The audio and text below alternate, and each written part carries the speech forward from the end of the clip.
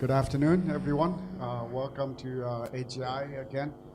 I see some new faces today compared to the last 1 year or so of events. I think this time the topic probably is more timely. U.S.-China or China-U.S. Trade conflicts. The European perspective is the main topic. But of course, the speaker today is Dr. Heribert Dieter, who is a senior fellow at the German Institute for International and Security Affairs. Heribert just told me that his institute is the biggest in Europe on international and security affairs topics. I met him 2 months ago in Germany, and I was not in Germany, sorry, Goa in India. So I was so impressed with his knowledge and perspective on trade, geopolitics, international financial issues, and so on. So he has many positions in addition to being a senior fellow at the German Institute for International and Security Affairs, including being an associate professor at the University of Potsdam in political science, and also visiting professor for international political economy at Belden University. And currently, his main focus of research is on globalization and its effects on the OECD countries, as well as the rise of China and its consequences for the world, and then also regional integration issues in the Asia-Pacific, Africa, and Latin America. He's a very frequent speaker in Germany, of course, Europe, the U.S., India, China, Japan, and he's very well traveled, very well liked, and his opinions have been very much regarded on many different circles. Actually, I should also mention he's very active on international policy issues in the U.S., as he has been affiliated with quite a few organizations in the U.S. I'm not going to mention everything. But let me give all the time to him, and let's welcome Dr.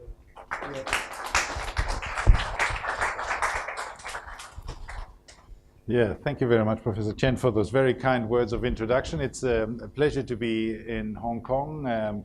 You may have heard that this time of the year in Europe, the weather is miserable, gray, and we are even suffering from too much snow, something that I suppose never happens here. It is, of course, true what Professor Chen just said, that the issue of my talk today is something of great concern to an awful lot of people. Last week in Delhi, there was a big conference organized by a research organization, the Observer Research Foundation, and of course you can imagine everybody was talking about China.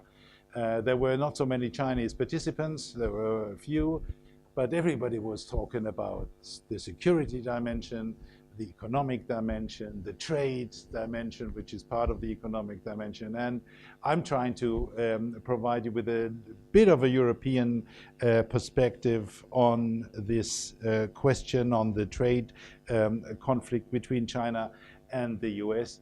And I would, at the beginning, like to point out that in my own country, in Germany, there has been a rather dramatic and unprecedented shift of perception of China. I'll come to that in a minute. For a long period of time, Chinese, both policymakers and business people, were very eager to be as close as possible to China This has now changed. I will provide you with the details. Just one more word on this organization. I have my main job at this German Institute for International Security Affairs. It is a bit of it's an interesting setup. It is financed by the German government. So we are financed by the Chancellor's office, as a matter of fact. But we have a fantastic mandate. Our mandate is to advise the German government and all parties represented in German federal parliament, which makes us quite independent. We don't have to be very close to the government, and of course, as everybody in a policy advising circle knows, whether the government listens or not is another kettle of fish anyway. But we try to be independent in our outlook. Let me look at the relationship and between China and the United States, and I'm pretty sure that this relationship and the evolution of that relationship will keep us entertained for the next 2 decades. And it will, of course, also affect the European Union. The European Union will be directly affected by the evolution of the bilateral relationship between the United States and China. Looking at it from for a brief moment from a historical perspective, it is nothing new that the United States has a conflict with other countries over economic issues. Rather the contrary, this is the norm. This has happened so many times. If we look back to the 1930s, US policies contributed not to the emergence, of course you could discuss that too, but rather to the deepening of the Great Depression. In 1930, the United States implemented an increase of already existing relatively high tariffs, the so-called Hawley-Smoot tariff, and that was a fire accelerant for the global economy. For the younger ones here, we always talk about a reduction of trade. Recently, we talked about a reduction of trade in 2009 by 5%. Well, between 1929 and 1933, global trade collapsed. The reduction was 2/3. So it shrank from 100 to 33. This is a collapse. This is something, of course, we don't want to go back to. We also had, as a little detour, we also had a man arriving at the White House in March 1933 who was not literally, but implicitly advancing the concept of America first. That was Franklin D. Roosevelt. And Franklin D. Roosevelt's inauguration speech on the 4th of March 1933 emphasized that America would not care for the rest of the world. America would first of all restore its domestic economy, and then we talk about a restoration of international trade. So, of course, the language of Mr. Trump is completely different, but the thinking is not entirely new. It's not entirely new to the United States. When we go fast forward 30 years, 40 years, in the late 1960s, in the early 1970s, there was a conflict, an economic conflict between the United States on one side and Germany and China and Japan, Germany and Japan on the other side. Richard Nixon not only ended the convertibility of US dollars into gold in August 1971, he also slapped the 10% tariff on imports in order to protect the American domestic economy. And closer to our day, in the 1980s, Ronald Reagan was having a bit of a go at the Japanese. Some funny things happened in the United States. In July 1987, congressmen used a sledgehammer to destroy a Toshiba radio on Capitol Hill with the cameras running, and you of course may find that a bit childish, but that's the way American congressmen were behaving at the time. And this is the perhaps a bit of a parallel to today's word. Japan was considered to be the next superpower. Everybody was afraid of Japan. I mean, if we would have time, I could provide you with a nice joke of those days. The perception was that Japan and Japanese policymakers understood how the economy works, and they understand that much better. They understood that much better than their American counterparts. Like today, the relationship between that rising power, Japan, and the United States was considered crucial for the world, and the then US ambassador to Japan, Mike Mansfield, he emphasized that so often that people make a joke about it. He said, this bilateral relationship is the most important bilateral relationship in the world, bar none, which resulted in the US embassy in Tokyo being called the Bar None Ranch. This is 30 years ago. It's not that long ago. And today, of course, concern for Japan has changed. People are afraid for Japan, but people are not afraid of Japan. That was different in the 1980s. In 2018 and 2019, China has replaced Japan as the rising player, and of course China is a much larger player when it comes to the population.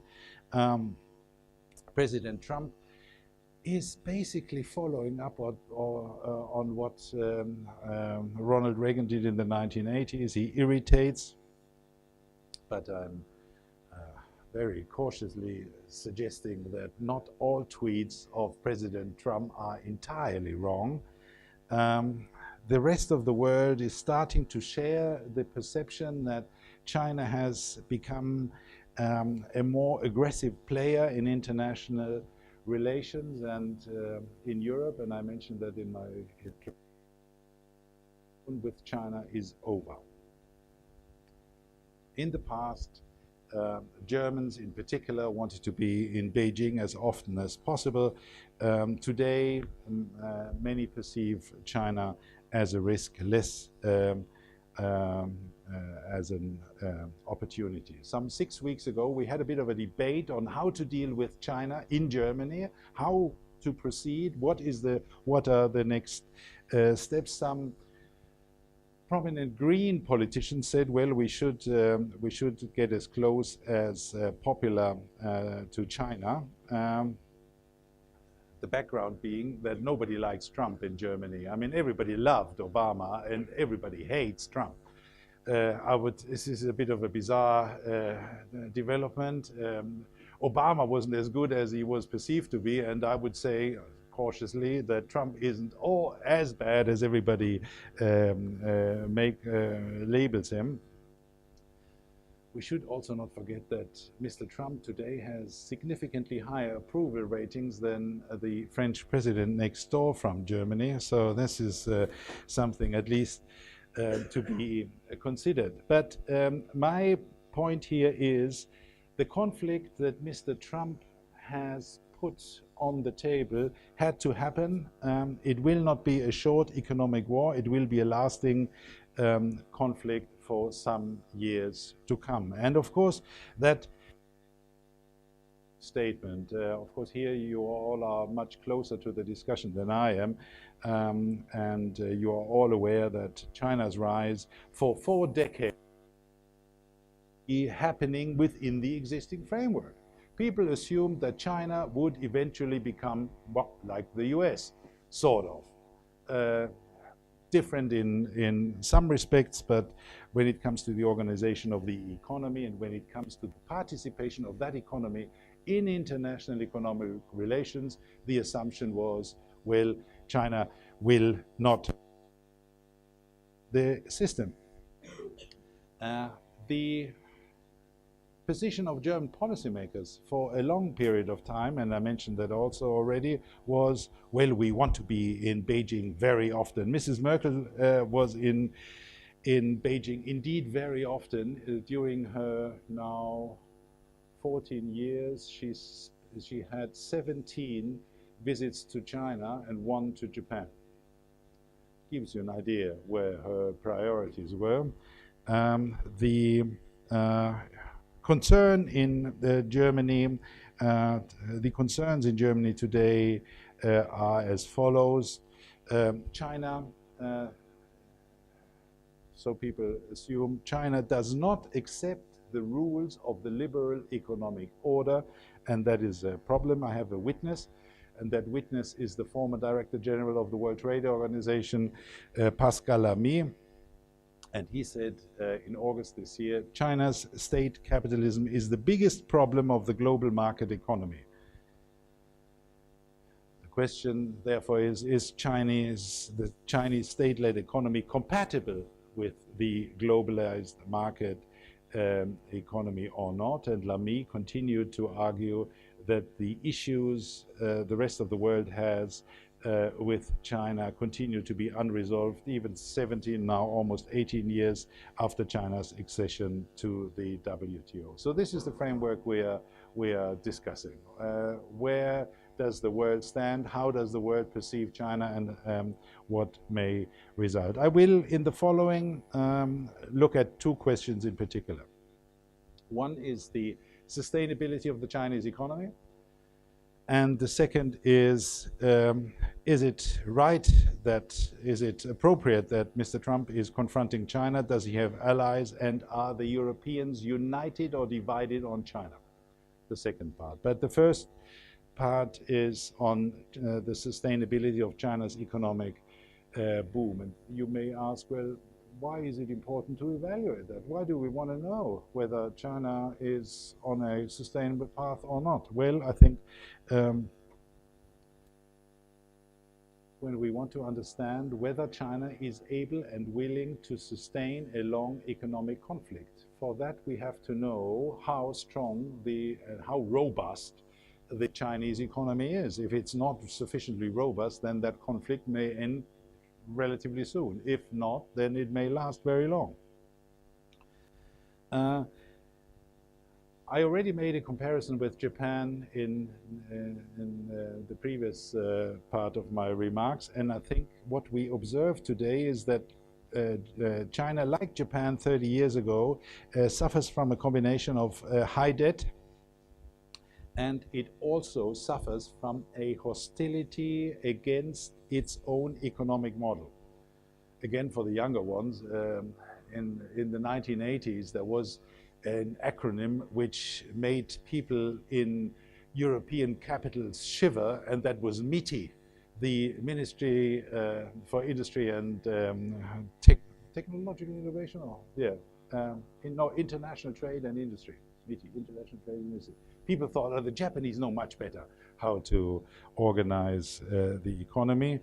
This, for a long period of time, also was applicable to China, but this, again, is changing. The respected Bank for International Settlements, the BIS, as well as the IMF, are increasingly concerned about China's economic stability, and here debt, like in Japan 30 years ago, plays a major role. Professor Chen himself has written a piece which was published in Foreign Affairs, this wonderful journal that I recommend to everybody. They are providing really very useful insights, and the data is very simple. When an economy when debt grows faster than GDP, then you end up with an increasing ratio of debt to GDP, and the figure for China from your article since 2008, since 2007 to 2014, debt rose from 158% of GDP to 282% of GDP. The IMF has calculated how will Chinese public debt develop. This was overall debt. How will public debt develop? And the IMF is suggesting that public debt will reach 88% of GDP in 2021. That's not that far down the road, and a figure of 88% of GDP is not exactly Greece or Italy, but it is unpleasant territory. And the issue with Chinese debt is that it grows so quickly. In last year, in 2018, the IMF had published a working paper on China, and as we all know, it is very useful to be cautious because so many careers have been ruined with wrong predictions about the future of China. One should be very careful making predictions that at the end don't materialize. But it's also useful to look what other smart people or what smart people have been saying about that. They asked the question, should we consider factors that make the Chinese situation less ominous? Is there something we should think about that make the Chinese debt situation less problematic? The IMF's answer is, well, we didn't find any. The unambiguous answer is a development like the Chinese development with regard to debt in history has always ended in a financial crisis. Now, maybe this is the first time it will not end in a financial crisis, but the IMF says, well, the debt levels are so high and they have grown so quickly that a financial crisis must happen. And what they also say, and this is of particular relevance to our topic today, if you postpone it, the crisis will become more severe. So if China and if the Chinese government, because of the current conflict with the United States, will postpone the debt issue, then the subsequent financial crisis will become more severe. This is what the IMF says on that issue. I assume that not everybody here in this room has been dealing with the details of the Chinese financial system. I want to mention a few things that are that should be considered when we evaluate the Chinese financial system. And the first is how is finance organized at the local level? At the local level, this is, by the way, happening very often. Argentina never had a problem at the federal level. They always had debt problems at the local level. This is where the numerous Argentinian debt crises originated, not in Buenos Aires, in the provinces. In China, we have an issue with the so-called local government financing vehicles. They, in theory, are banned. In practice, they exist, and in practice, they borrow money against the use of land. You can also call it fiscal income from land. This is the figures again are rising very quickly. The Bank for International Settlements again published a study last year on Chinese shadow banks, so banks that are not fully regulated, but they are existing. And these local government financing vehicles as recently as 2016 had bonds issued of a magnitude of 2,300 billion euros. In US dollars, that's 2,600 billion US dollars, and these were financed by shadow bank. Now, this is roughly the public debt of Italy, so it's not insignificant, it's substantial. And it, again, the worrying dimension is it grows so quickly. In 2013, the figure was 1/4 of the 2016 figure. So it quadrupled in 3 years. This is bad news. A rapid rise of debt is always a dramatic concern. The IMF calculated that the credit growth of local authorities has been at 25% every year since 2007. And when you look at it, it looks like a bubble. When you compare it with Japan in 1990, the situation might look similar. If you will be in Tokyo at some stage and you walk around the Emperor's Palace, you get an idea what a bubble in real estate means. So if you walk around the Emperor's Palace, that's about an hour. You don't have to be very quick. within 1 hour you are able to walk around the Emperor's Palace. The surface of the Emperor's Palace in Tokyo in 1990 theoretically was equivalent to the real estate in the whole state of California. 1 hour you walk around California's real estate. It is not sustainable. The 1990 in Japan was the price graph. The price earnings ratio was 250. That means the share price of Nippon Telephone and Telegraph represented 250 years of earnings. Again, something we also find in China these days. The Economist, this British journal who knows everything about everything, a few years ago had asked the question whether China is a gigantic Ponzi scheme. A gigantic Ponzi scheme means, and Carlo Ponzi, this Italian migrant who built up this Ponzi scheme, arbitraging postal coupons. You don't have to know the details, but the question here is, do we have a system that requires the constant injection of new capital to be sustainable, or rather unsustainable? And this is what the Economist asked. I'm in no position to have a final word on that. What worries me, and Professor Chen and I talked about it earlier, millions of Chinese citizens seem to think that this is a Ponzi scheme, or at least that the Chinese economy is not sustainable because they want to get their money out. They are voting with their capital. They want to send their money to those declining OECD countries like Australia, the United States, the United Kingdom, Germany.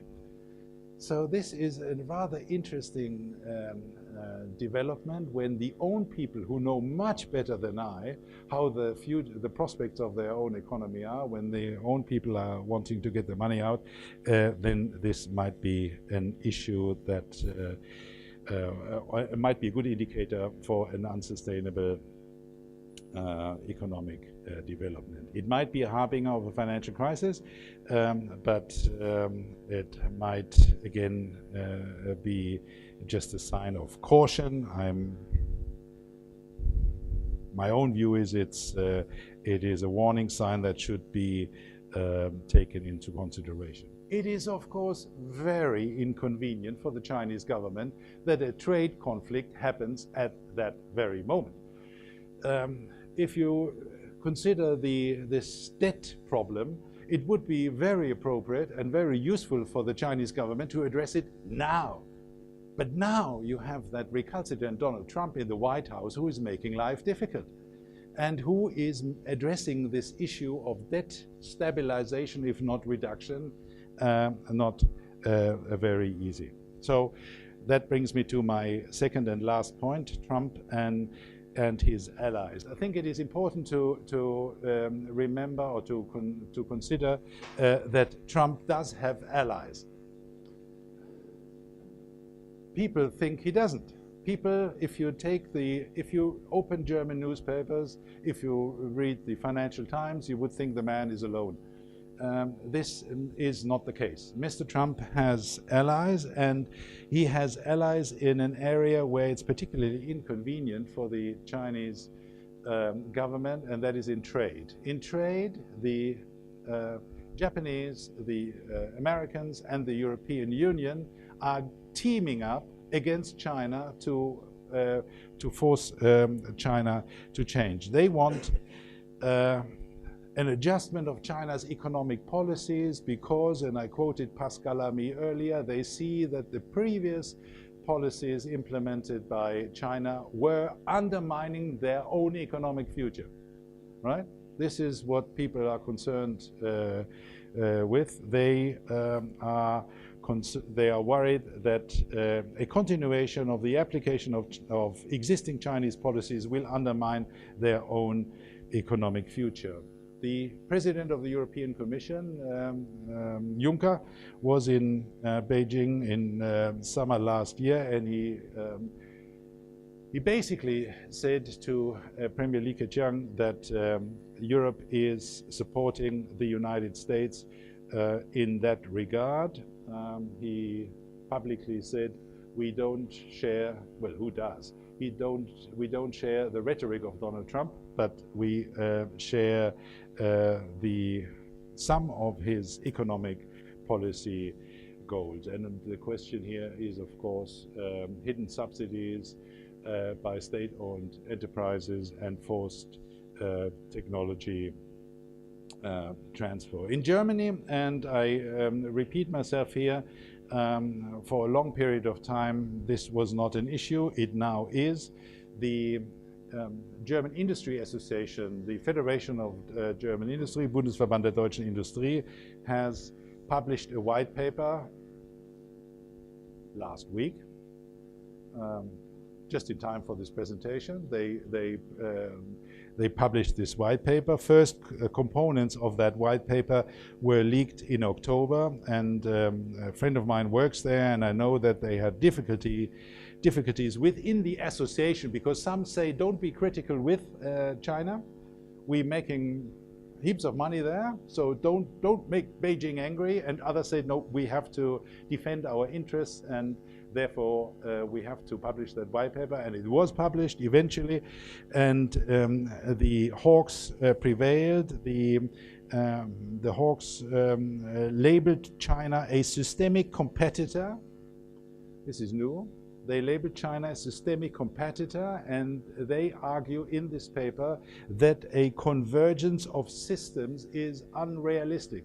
Again, this is all new. We assumed, by the way, we also assumed that Russia would become like the rest of Europe. Well, that won't work out, and that has been a proposition that Mr. Putin has rejected. But I would like to provide you with a quote from that white paper published last week.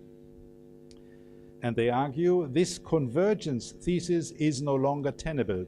China is no longer developing structurally towards a market economy and liberalism, but it is in the process of realizing its own political, economic, and social model. So here we have a new position, and a position that Mr. Trump would share. This is the interesting point. Mr. Trump would agree with everything that the German Industry Association has published in its white paper last week. And what they argue for is, and I've tried to translate it, it actually sounds better in German, but the English translation would be a well-fortified foreign economic policy. So don't be naive is the slogan. Don't assume that things will be nice. This is a battle out there. Get ready for the battle, and get ready for some turbulent economic relations with China. Interestingly, they also argue for the development of a European version of the Belden Road Initiative. This is the Industry Confederation. They say, well, we must counter this rather large, and I won't go into the details, you know them better than I. We have to do something about this Belt and Road Initiative, which turns out to be so attractive to many countries, 68 countries participating in China's immediate and wider neighborhood. So there is a change, and if you speak to Australian policymakers, they will say the same about the South Pacific. In the South Pacific, Australia is trying to support the construction of harbors and other things, at least to a degree. The main demand, and this is where the clash becomes so difficult, the main demand is that China alters its economic model, that it departs from the state-led economic system. And this is where I ask myself, is that possible? Can the Communist Party stay in power and give up control over the economy?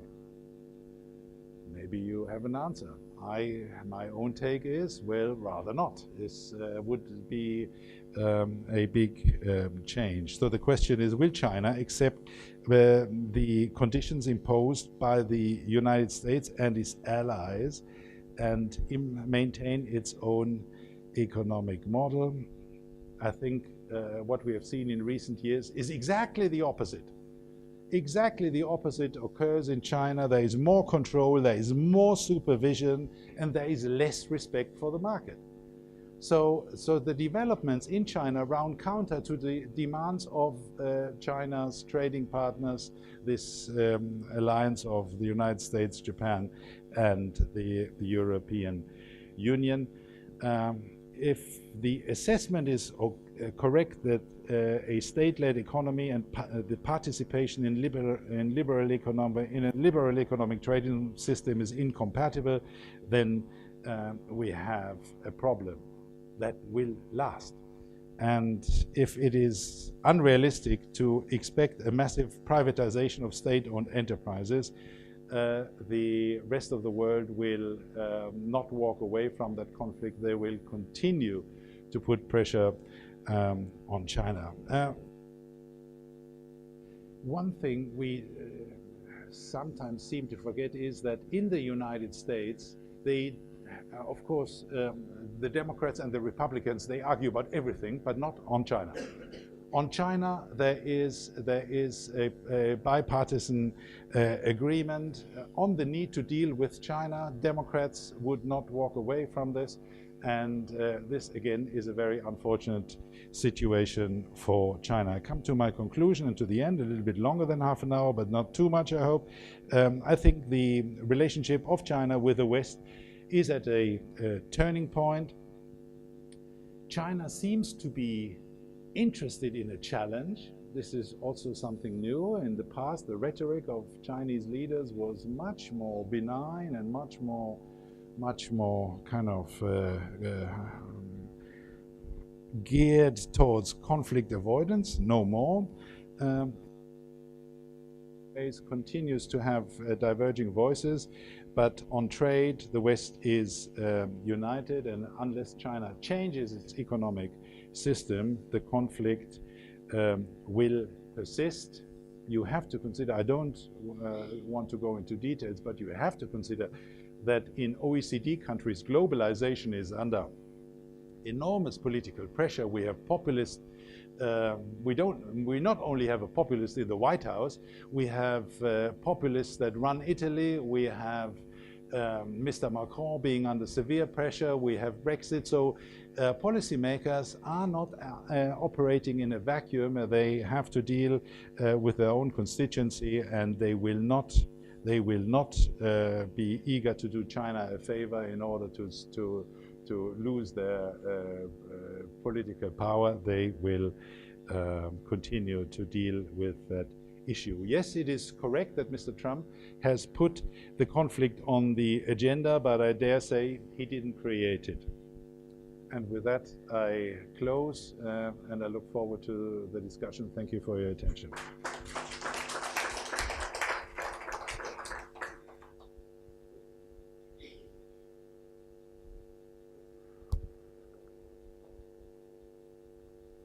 Thanks for that. Can everyone hear me? Yeah. Two questions. The first is this idea of the Chinese response. It's sort of a bit paradoxical, you didn't go into this now, but China now, there's a stream within Chinese intellectual thought that, in essence, China is relying on the WTO to save trade. As in, we joined the WTO, we did all these things, now other countries are taking measures against us, you know, what's going on with the WTO, which of course is ironic, but it's sort of paradoxical that this alliance you're talking about is very much, you're talking about country to country and you're ignoring supranational bodies. So I'd be interested in your thoughts on that. And then the second part, of course, is your talk is on Europe, but then China's strategy towards, say, France, Germany, UK is very different towards 16+1 Europe, where it's much more South-South cooperation, and that economic system that you rightly, this system values clash that you rightly talk about, actually helps them in other parts of Europe, of course, because of the fragmented nature of Europe. So, yeah, that were my two questions. Thanks. China and the WTO is, of course, a very interesting a very interesting issue. For a long period of time, China was a poster child in the WTO. At least some people perceived it to be. Participating in the further evolution of the program, China was not the country that stopped the conclusion of the Doha round.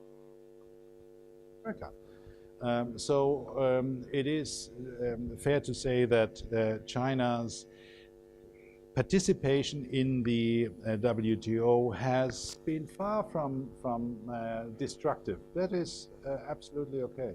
And the former Chinese ambassador to the WTO used to mention to people from OECD countries, well, we have a completely diverging perception of the WTO in your countries and in mine. When Chinese people visit the WTO, they want to be photographed in front of the building, because for them, membership in the WTO meant rising incomes. Whereas your lot goes to the same building and protests and says, kill the WTO, and perceives the WTO to be an evil organization. I'm totally against that, of course, but this is how diverging positions can exist. Still, the problem with the Chinese membership in the WTO is, there are many. One is, China continues to self-label itself as a developing country. In the WTO, I mean, even Singapore declares itself to be a developing country, which is really beyond the imagination, isn't it? I mean, you go to Singapore, and last time I was there with my younger daughter, she said, "Dad, that must be the future." I mean, you know, so this is a structural issue. It's not just China, but we have diverging commitments of member countries in the WTO, and the Americans, rightly so, complain about this self-categorization, and China should grow up, quote unquote, in the WTO as well, and they should not use exceptions that are made for poor countries in order to reduce their liabilities or responsibilities within the system.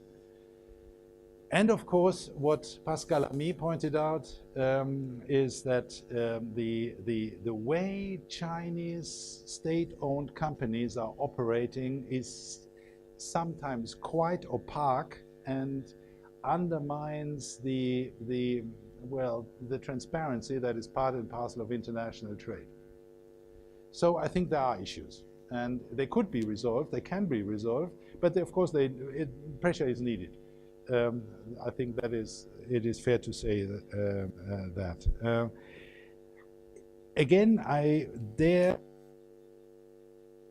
Chinese position in criticizing other WTO member countries, and the United States first and foremost. The U.S. has always been has had an interesting position regarding the WTO. Let me put it like that. They contributed to the creation, but they've never been enthusiastic supporters of the WTO. Mind you, my own region, the European Union, we have also contributed to the undermining of the WTO, because we were, since we don't have a foreign policy, we at least have a common foreign economic policy, and we create free trade agreements with everybody who can sign. Which is not exactly in the spirit of a multilateral trading system. So one can, of course, not just one should not just look at underperformance of the Chinese. Other countries have underperformed as well. And one word on India: for a long period of time, India was absolutely strictly portraying itself as a victim of globalization. For decades, Indian policymakers were saying, well, we are the losers of globalization. That has changed with the arrival of Prime Minister Modi, who is now traveling to Davos. I think he was there last year, and who now says that one of the worst threats to mankind is protectionism. You just have to consider the trade policy of his own country to know what protectionism is. So it's not just China that has problems in the WTO, and the policies towards the WTO could be improved. Your second, the division of Europe. This is a big issue. Some people have argued that China has been very successful in dividing Europe. And let's take one country that has enjoyed some prominence in recent years, that is Greece. Greece now has leased the port of Piraeus to China, to a Chinese port operator, and surprise, surprise, it works. It didn't before. This, of course, left a very good image of China in Greece, and Greece has been encouraged, let me put it mildly, encouraged to support the Chinese position on a range of issues, and they have. The economic investment of China paid off. The bigger European countries, which are less quote-unquote dependent on China, including, of course, my own country, Germany, have been exposed to a reluctance of the smaller southeastern European countries, for instance, to support a tightening of European rules on foreign direct investment. So you have to, rather than having a European perspective on that, we now have a country-by-country approach on the screening of FDI, and that is due to the fact that China has been very successful already. So yes, it is true that Europe is divided. There is no issue on which Europe is not divided, I'm afraid. The bottom line is it will not stop those that are concerned to continue implementing policies that reflect those concerns. Okay, I have two questions too. Thank you for the talk. It's very insightful. So one question is about the rhetoric of China issue. So since last year, beginning of 2018, so Chinese leaders like Xi Jinping, Beijing Premier, they start to argue that China right now is a leader of globalization and global free trade. So is this rhetoric make everyone dislike China more? I mean, everyone talk about China, but before China didn't claim that we are the leader of global free trade, but right now China claims that. I'm not sure how serious or how sincere the Chinese leaders are meant to that, or whether this claim make people just don't like China because it's completely hypocritical. So the second question, back to this first question, is you mentioned the British journal Economist. Economist, even in if I remember correctly, in 2012 and 2013, is actually not. Was actually kind of neutral to the concept of state capitalism. So it didn't criticize state capitalism. It argued that China, Russia, these multinational state-led and state-invested companies are actually dominating the globe. So there was no either moral or realistic challenge to this so-called China model of state capitalism, but whether right now is just an attitude change. I'm not sure. But maybe because the economy right now is more problematic. It's like everyone's reading whether China crushes or the U.S. crushes. Yeah, two excellent questions. Actually, your last comment reminds me of a perception of this trade war from a different perspective. Some people argue that this is not a trade war, because if it were a war, you try to harm the other, right?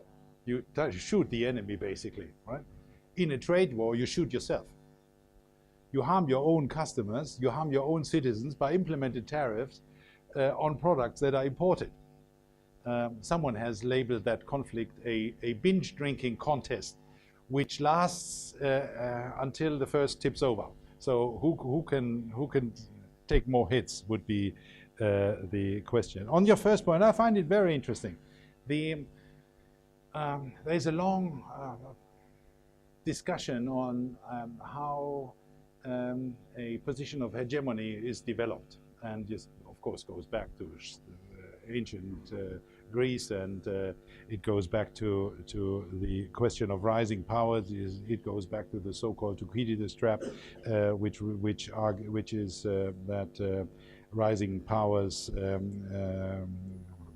challenging existing powers often have result in this conflict, often resulting in military conflict, and we all hope that this will not happen this time around. But the position of China in international discussions, as you correctly pointed out, has changed significantly. The rhetoric has become much sharper, and some American observers have labeled that not soft power, not hard power, they labeled it sharp power. This is the willingness to make your point in a rather unfriendly language. Australians are exposed to that. The Australians had a Labour Party politician that was financed by China in order to support policies that China wanted to have to be implemented. And subsequently, the Australian government changed the laws regarding the intervention of foreign forces, in brackets China. And the Chinese ambassador to Canberra last year then said, if you continue to criticize us, we will buy our raw materials and our agricultural produce elsewhere. And the interesting thing is, all Chinese ambassadors seem to have changed their language. It's not just him. The Chinese ambassador to Germany has changed his rhetoric. For a long period of time, that was a rather relaxed rhetoric. Now, Xi Jinping stands on a pedestal and he preaches. And it is no longer a question of, here is my argument, what is your argument? It is a question of, here is my argument, period. Right? Whether this will be strengthening the position of China, I doubt it. This was your question. What I observe instead is that rather unprecedented coalitions emerge of people that hated each other previously. I give you one example, that is the Quad in the Indo-Pacific. The Indo-Pacific is, of course, another new term. The Australians claim ownership of that term, having evolved from the Asia-Pacific to the Indo-Pacific. Now this Quad in the Indo-Pacific consists of India, Australia, Japan, and the United States of America. And in a conference last week in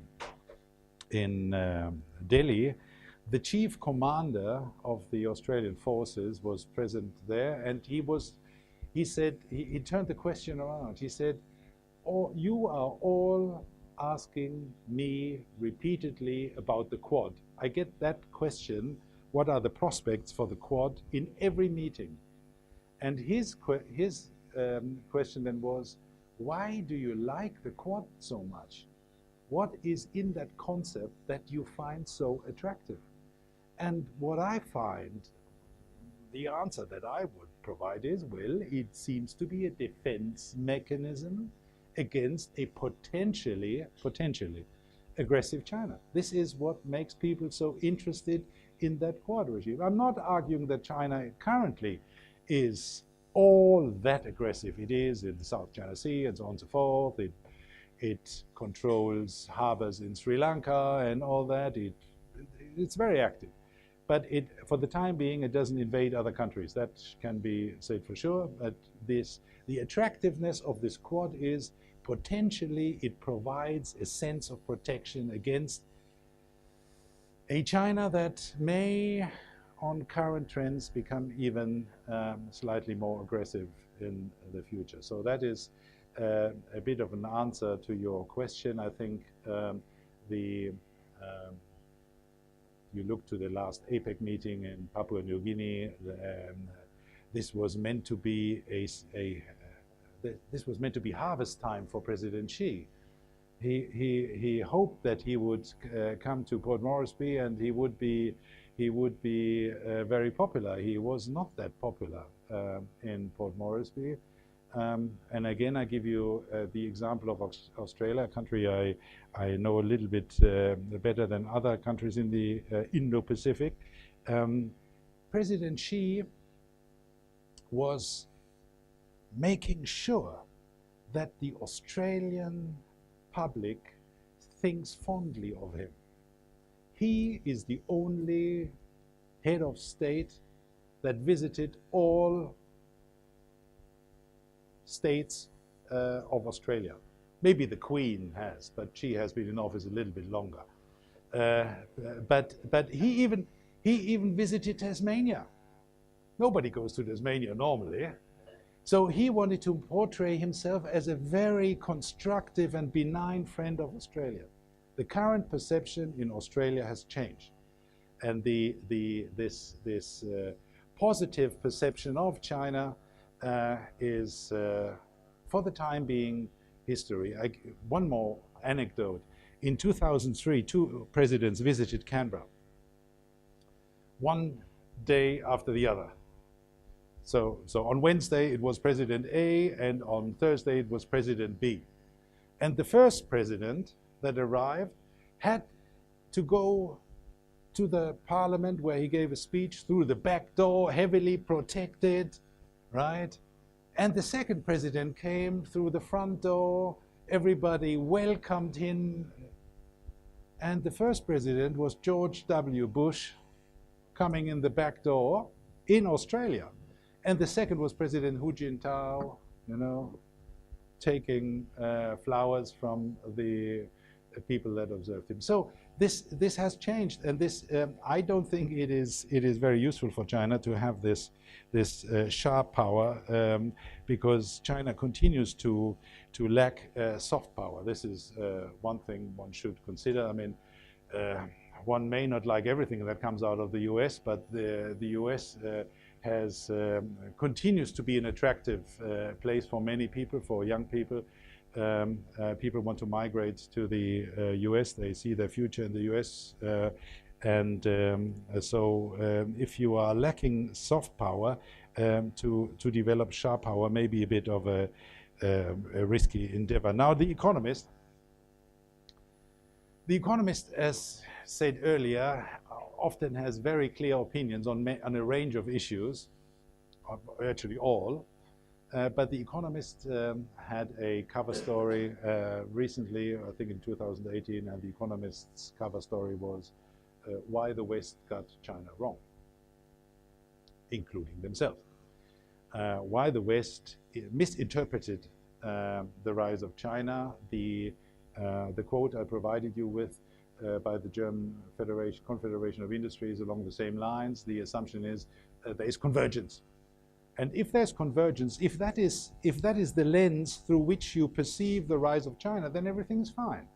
Then you, of course, do not have to be too critical of state-owned enterprises, because you assume that eventually they disappear and become privately owned. I mean, I come from a country, the largest car maker in my country was not exactly a private endeavor when it was created, and it was a state-owned enterprise until the 1960s, Volkswagen. And when the Volkswagen factory in Wolfsburg was opened in 1937 or so, of course Adolf Hitler was there.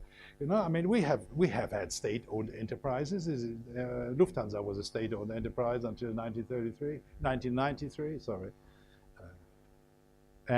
So this is nothing completely alien to Western economies. Renault continued to be a state-owned car maker for many years, and the state still has a controlling influence. So this is not totally kind of alien or unknown. The question is, where do you want to go?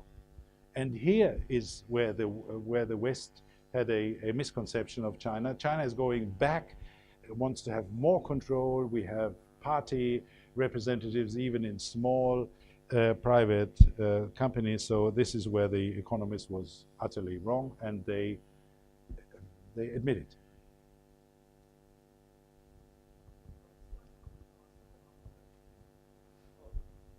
because previously you talked about state capitalism. I'm just wondering, like, you also talked about like China being defined first time as a suspectable competitor, because I've seen on the news about like when they talk about capitalism, is that the reason why state capitalism, that the worrying that whether it can compatible with the global market, that the Europe and America has defined China into like a suspectable competitor? So, for example, the subsidizing government-owned companies in those issues, because I'm more interested in how to solve the issue that of making China compatible in the market, and the issue of why is that China defined as a competitor by so many European countries and America. Well, the short answer is China itself is defining itself as a competitor. I mean, when President Xi announces Made in China 2025, this is not exactly a declaration of war, but this is a declaration of competition. You want to be, China has explicitly said that it wants to not just compete, but dominate certain sectors. It is not so much a perception of Europeans, it is a declaration by Chinese leaders that makes people in Europe nervous. Now, we all know, for instance, in Germany, that our share of industry in GDP is a bit high, and it may come down. May have to come down, fair enough, but you just don't want to be completely exposed to a competitor, and here comes the catch, which is enjoying government subsidies and continued support by the government in a way that you do not even understand, let alone can do anything about it, right? Again, subsidies to OECD companies is nothing completely new. Airbus wouldn't exist without subsidies, so it would be totally ridiculous to suggest that Western development occurred without government support.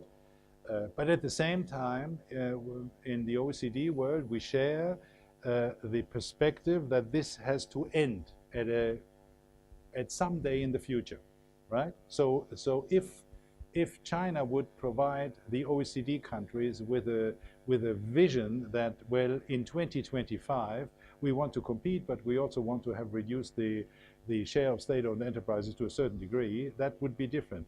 President Xi does the opposite. He wants to have more control of the Communist Party over the economy rather than less control.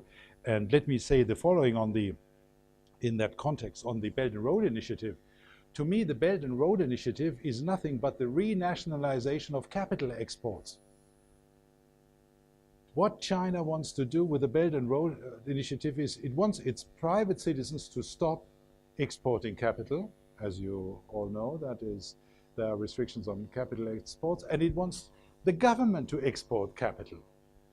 And since there's only a limited amount of capital available, you get what you get, which is the government restricts private exports of capital and creates its Belt and Road Initiative, which is providing control over investments abroad. As simple as that, right? And this is, again, this is not, these are not private funds, these are government funds, and this is a government implemented, supported, whatever policy. Again, this runs counter to the idea that over time you reduce the influence of the state.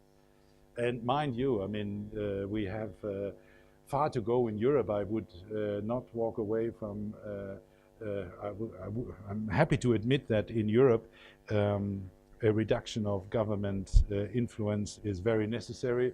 First and foremost, in neighboring France. The share of the government in GDP in France is 58%. 58%. The government controls everything. And of course, this results in very high levels of taxation, and this results in a difficult situation for the French economy. Mr. Macron wanted to change that, but the way he implemented it was not very successful, which is why we now have those. It's not exactly a revolution, but I mean this kind of protests by the yellow vests, and it doesn't help that a spokesperson of Mr. Macron has labeled those working class people as chain smokers and diesel drivers. You wonder what a perception of poor people he has when the spokesperson of the French president labels those protesters in such a way. So bringing down the influence of the government is an issue for many countries, but for China in particular.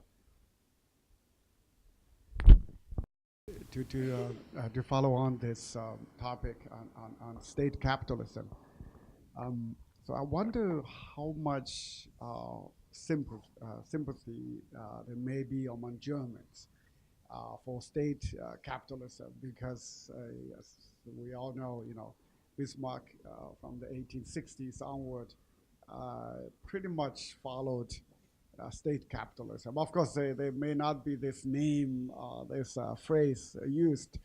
So when he, developed the German banking system, which was used to develop the different industries in Germany. So before the Japanese, in some ways, right? So the German experiment was already very successful, and then in Japan, really.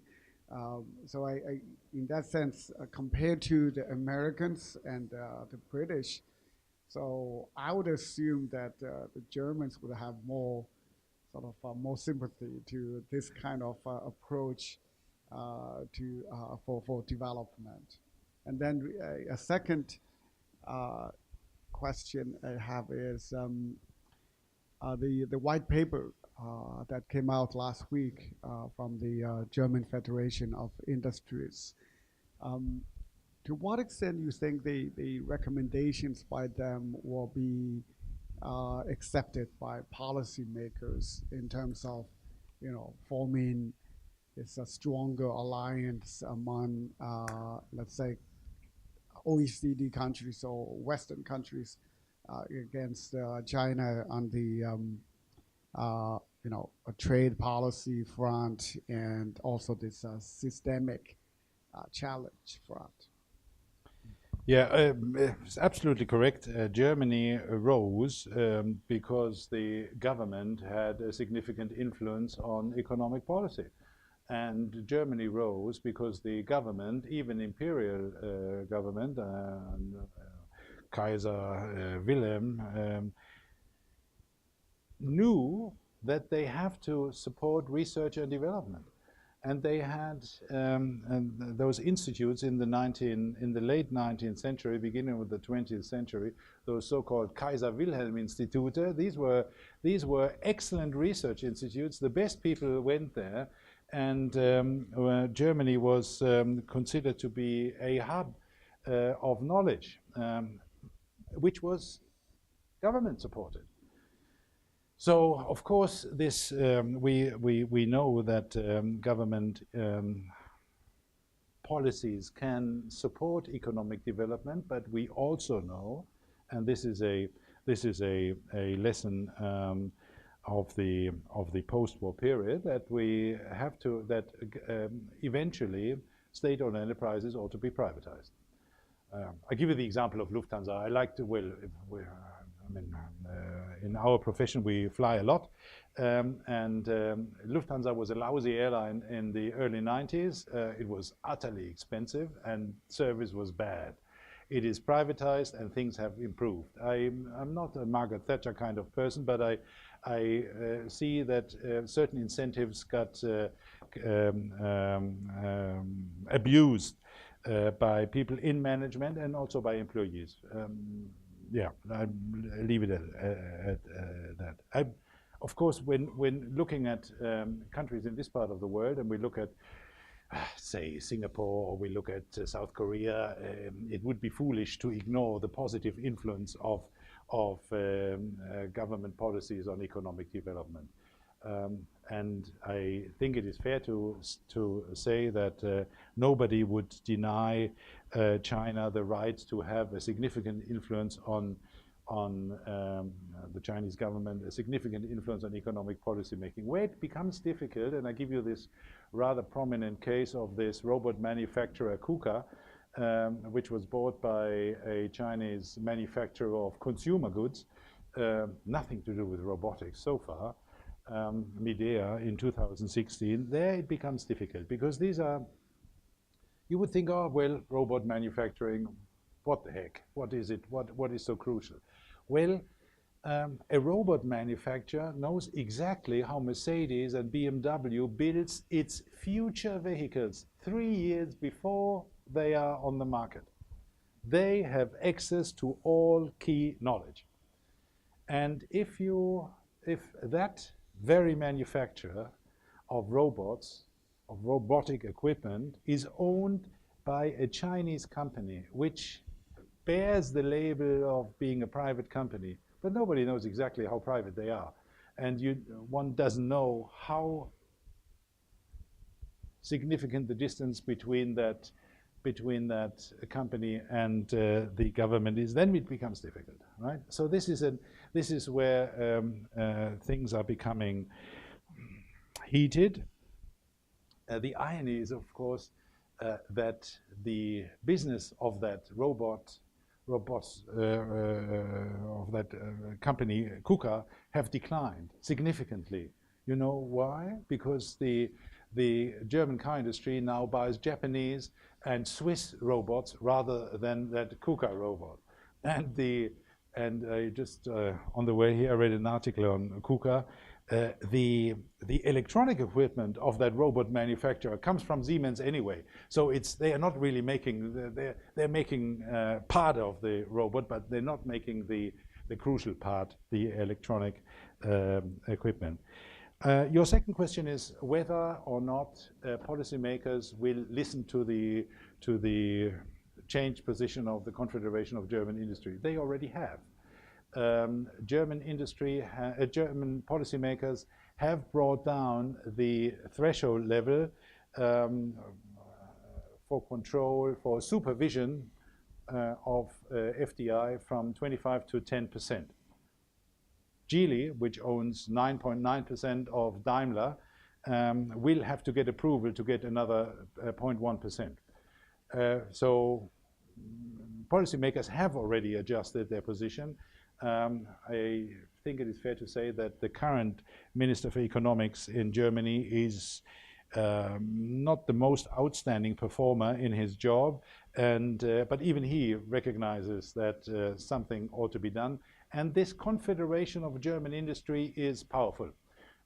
They, in the old days, were extremely powerful. Today, they're still relevant, and they are listened to, right? So the willingness of policymakers to share those concerns is there.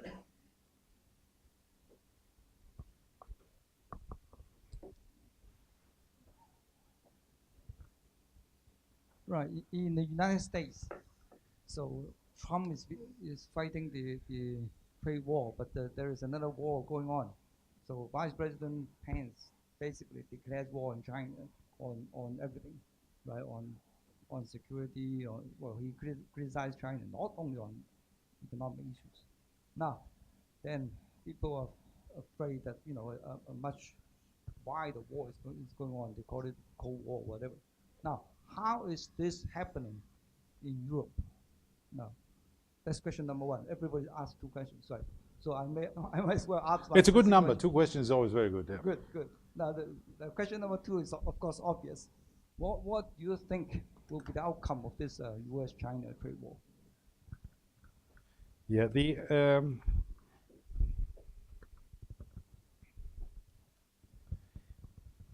as you are aware, Europe has a big issue to deal with at the moment, and that's Brexit. And that's not far down the road. In 2 months, it's going to be over. Actually, today is the 15th, so it's 2 months and 4 days. And we don't know anything.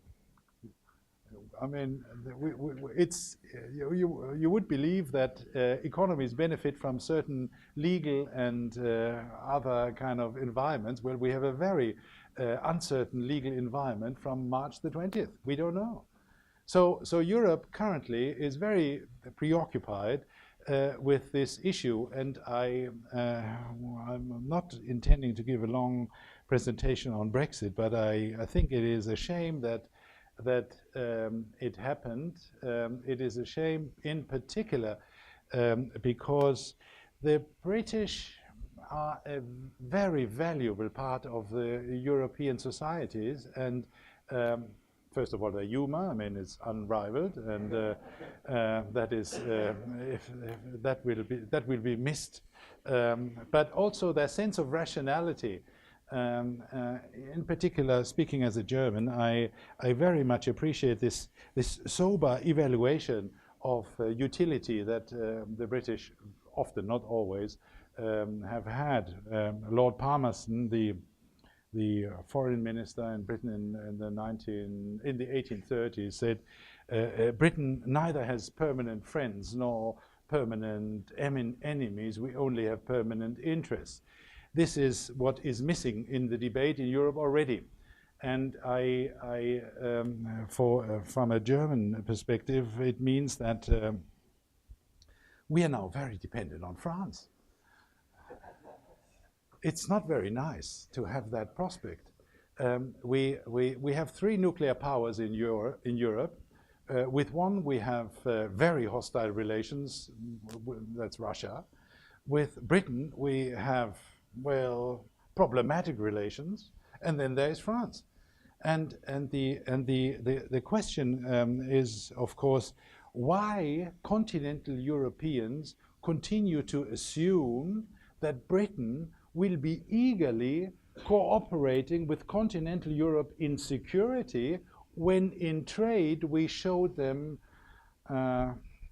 who has the power. You know, why do we assume that? This is kind of an odd way of European cherry picking. We blame the British for cherry picking, but we cherry pick too.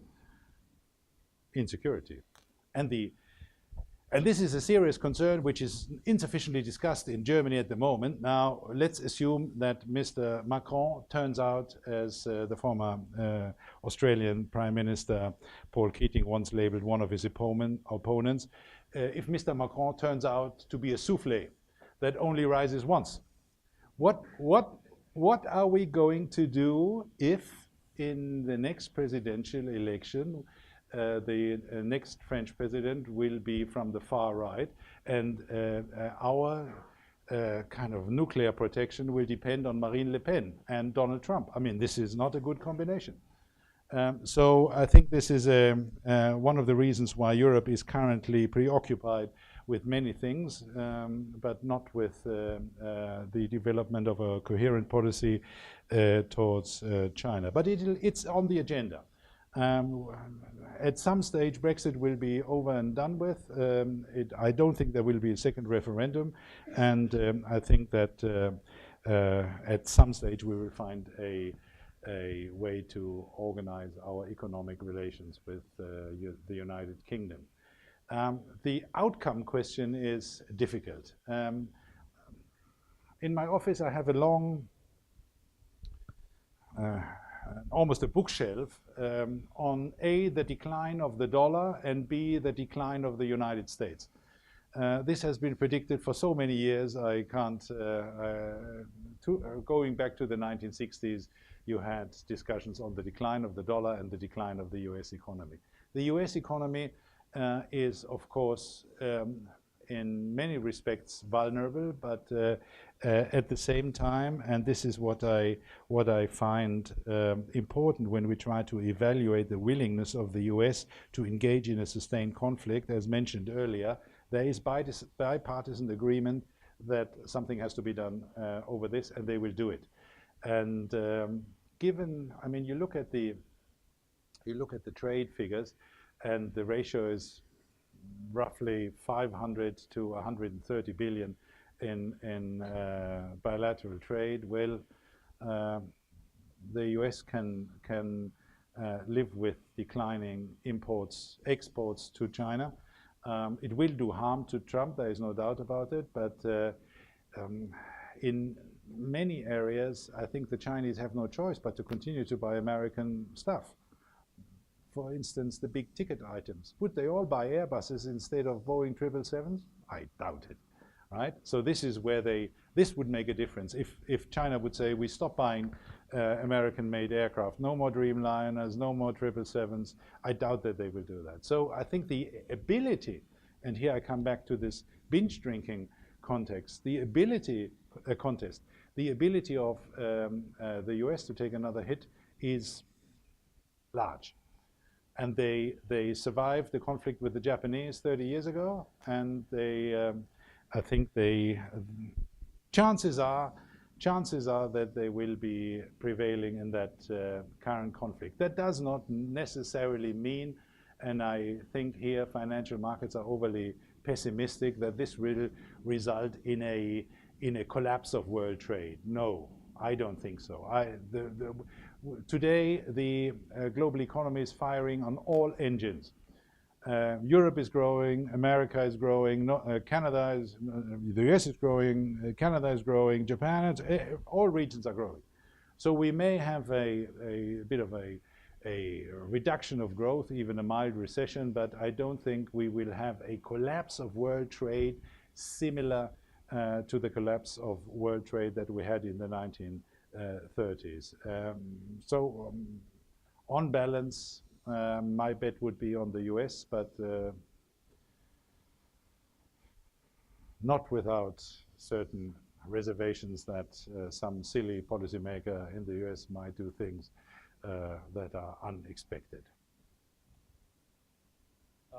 There are a number of issues involving the current trade dispute, and personally, I think the most difficult one is the state-owned subsidies, given that it affects, this is the current Chinese economic model, and it affects the stability of the country.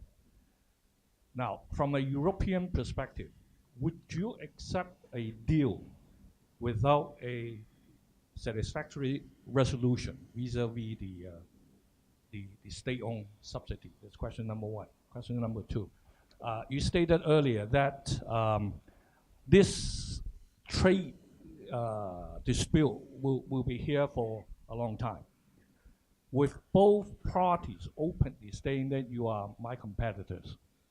Are you concerned that this would evolve into Cold War?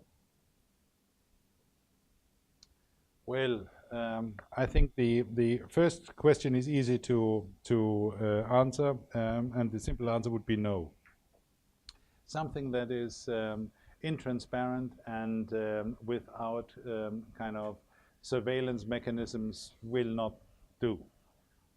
So the level of subsidies into state-owned enterprises would have to be controlled and made transparent and preferably reduced. And I don't think that on current trends, the Communist Party in China is anywhere near that approach. It's rather going in the opposite direction. So it's very complicated. It's very difficult to see a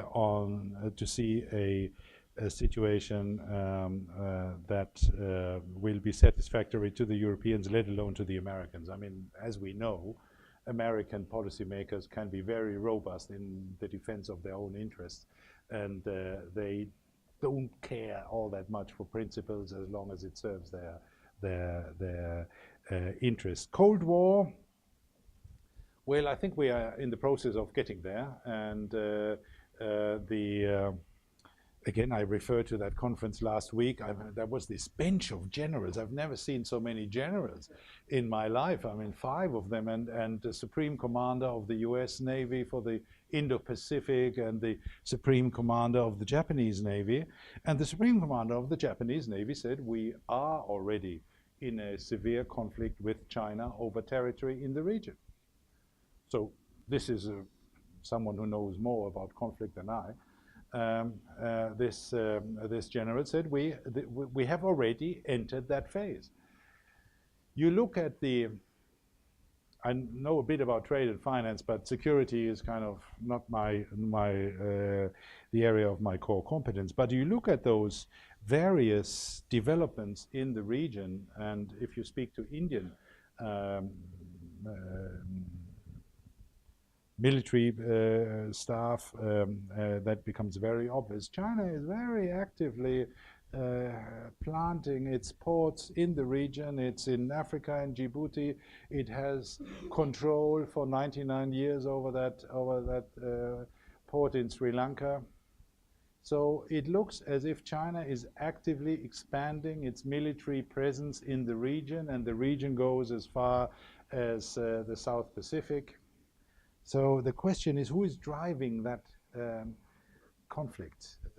I think at the moment the Americans are far and above with their military capabilities. I was told once that the British Navy had a rule that they had to be twice as strong as the next competitor, right? The current ratio for the US Navy is 1 to 6. So the Chinese have a long way to go, but still, I think we see an increasing willingness of the Chinese government to engage in military, in an expansion of their military capabilities. Very cautious, and a Cold War is certainly not nice, but it's if it is the alternative to a proper war, then I'd rather have a Cold War than a proper conflict over say Taiwan. I mean, it was just a few days ago that President Xi said, "Well, we must consider that." Your question again from 20 minutes ago, it does not improve the perception of China in the rest of the world when the Chinese president makes statements of that kind. So don't get me wrong, I'm not ignoring all the rather unfortunate policies and actions of the United States, including Iraq and so on and so forth. Don't get me wrong, I'm very critical of what the Americans have been doing in the last decades, but they're not pushing it at the moment. I would think I think they are relatively passive, but not unwilling to act.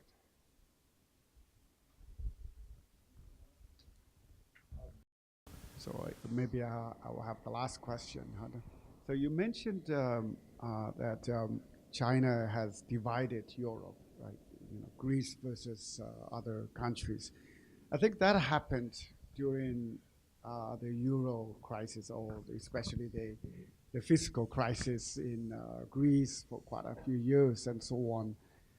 But going forward, unless the Brexit would really break up some of the economies in Europe, there may not be another opportunity, let's say, for China to really redivide Europe and then somehow create some opportunities. And related to this is, to what extent you think that China can divide Europe and the U.S. In this war with, I mean, I'm not a believer in any of this. I'm just, as I have heard some policy advisors in Beijing would say, you know, they are confident that they can divide the U.S. and Europe and create some arbitrage opportunities there. What is your take on this? My take is no arbitrage on that one. It will be difficult because it's now out in the open. You could have done that in a period of crisis. You can, of course, it's much easier to influence European economies and societies that are very relatively poor, where some investment is making quite a bit of an impact. You look at countries like Macedonia, where the Chinese are building a major road project, which is the debt of that one road alone is resulting in a 40% increase of the government debt to GDP. That's one road. it is a small country, you know, but I mean, one road adding 40%. So the jury is still out whether those that have enjoyed the benefit of Chinese infrastructure investment will continue to be keen on that in the medium term. And I'm quite convinced that since that tide of perception has turned in Europe and in the US, that there will not be an easy process of dividing Europe and the United States on that particular issue. You could argue that Europe is a free rider on the US in that context. Nobody in Brussels likes to hear that. Of course, they think of themselves as independent policymakers, and they don't want to be seen anywhere near Mr. Trump. But if you carefully look at the statements also of the Trade Commissioner, Cecilia Malmström, it doesn't diverge significantly from the US position. So I think there is a certain element of unity between the Europeans and the Americans, despite the fact that you never know what happens at 5 o'clock in the morning in the White House after Donald Trump had another shot of Diet Coke. Anything seems to be possible, but the conflict is quite obviously there. Senior European policymakers, including, I quoted Pascal Lamy, a very respected French socialist. I mean, he's a French socialist, and he says this is a structural problem we have. And he knows what he's talking about. He has been Director General he has been Trade Commissioner of the European Commission during the negotiation of the accession of China to the WTO, and subsequently he has been Director General of the WTO. So the guy knows what he's talking about. And if someone like that, who is an opinion maker, comes out with a statement in favor of support of the United States, then I think the jury, I would say, it's not that easy to divide Europe and the United States. But, well, maybe they come up with a magical solution. I have no idea. Thank you. Wow, this is great. So it all shows that at the Asia Global Institute, we have a lot of work to do, right? We have to bring Americans, Asians, and Europeans together to decide what we should do, how to conquer or take this challenge from all the conflicts and confrontations in ideology, in political economic system design, and also in our set goals for the future, for humanity, and so on. So thank you very much for the sharing. And thank you for coming. So come again next week. We have an equally interesting topic planned for a week from today. Okay. Yeah, thank you very much for your interest. So, oops.